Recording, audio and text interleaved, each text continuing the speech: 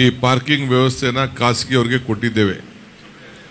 ನಾನು ಪೊಲೀಸ್ ಅಧಿಕಾರಿಗಳಿಗೆ ಹೇಳ್ತಾ ಇದ್ದೀನಿ, ಇಲ್ಲಿ 1 ಕಿಲೋಮೀಟರ್ ಸುತ್ತಲೂ ಎಲ್ಲೂ ವಾಹನಗಳನ್ನು ನಿಲುಗಡೆ ಮಾಡಲಿಕ್ಕೆ ಪ್ರೈವೇಟ್ ಅವ್ರಿಗೆ ಬಿಡುವುದಿಲ್ಲ. ಏಕೆಂದರೆ ಜನರಿಗೆ ಇಲ್ಲಿರೋ ಸುತ್ತಮುತ್ತಲು ಯಾರೇ ವ್ಯಾಪಾರ ಮಾಡೋರಿದ್ರು ಕೂಡ ಪಾರ್ಕಿಂಗ್ ಬಂದು ಒಳಗಡೆ ನಿಲ್ಲಿಸಬೇಕು, ಅವ್ರು ವ್ಯಾಪಾರ ಮಾಡಬೇಕು. ಇಲ್ಲ ಅಂಗಡಿ ಮಾಲೀಕರು ಅಷ್ಟೇ, ಅವರ ಮುಂದೆ ಅಂಗಡಿಗಳ ಮುಂದೆ ವಾಹನ ಇಟ್ಟರೆ ಆ ಗಾಡಿಗಳನ್ನೆಲ್ಲ ಟೋ ಮಾಡಿಬಿಟ್ಟು ಎತ್ಕೊಂಡು ಹೋಗ್ತಾರೆ.